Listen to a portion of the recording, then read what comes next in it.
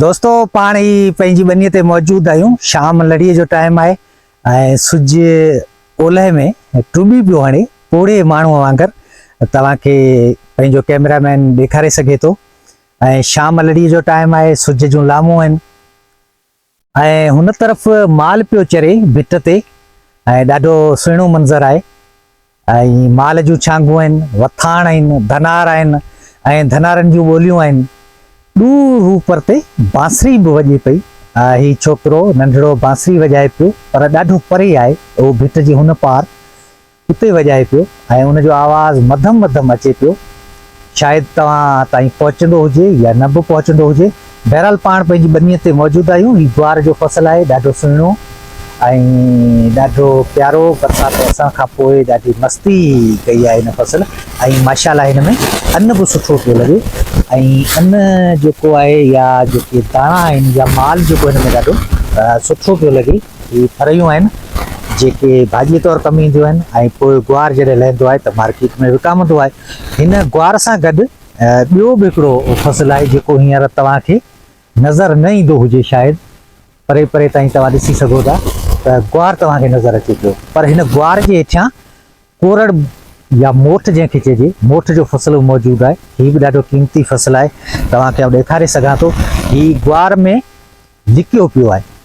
जॾहिं ग्वार निकिरंदो त पोइ ही हेठियां वधीक वाज़ह तौर ते नज़र ईंदो। हिन फ़सुल जी ख़ुसूसियत इहा आहे त ॿाजर सां गॾु पोखे सघिजे थो ऐं ग्वार सां गॾु पोखे सघिजे थो। ही इज़ाफ़ी हिकिड़ी आमदनी ॾींदड़ फ़सुलु आहे।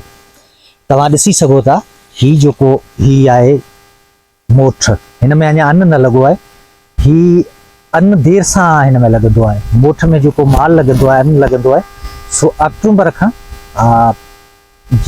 पोइ या अक्टूबर जी आख़िर में लॻंदो आहे।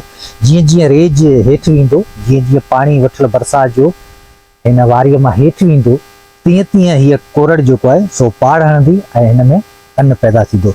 हाणे सॾु कंदुसि मुंहिंजे प्यारे हारीअ खे, जंहिंजो नालो हेमलो आहे।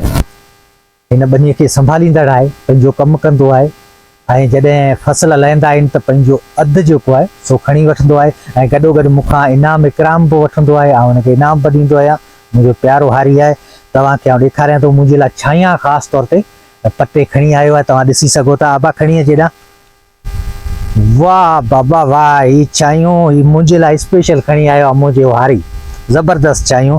ही हिन मां भला हिन तव्हांखे ख़बर कीअं थी पए? हिन मूंखे सेखारियो आहे, सम्झायो आहे त जंहिं छाईअ जो वाॼो ॿोड़ो हूंदो आहे न, उहो वधीक सुठो हूंदो आहे। अबा ही उते खणिजां।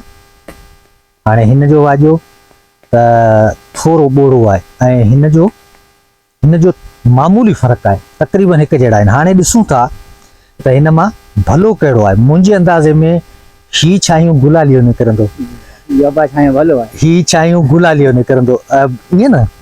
हाणे ही विचोलो निकिरंदो। ठीकु आहे, हाणे हिननि खे भञ वाला ख़बर पए। ही भञूं था सिंपल तौर। ही तूं भञ भला, भञी कीअं थो इहो बि दोस्तनि खे ॾेखार।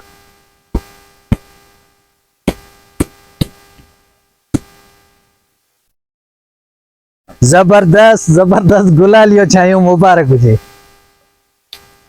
वाह वाह वाह वाह, गुलालियो चांहियूं ज़बरदस्त। छा त मज़ो आहे। हिकिड़ो मिंट ही खाई ॾिसूं केतिरो लज़ीज़ आहे, केतिरो प्यारो आहे। वाह क्या बात है यार, ज़बरदस्त।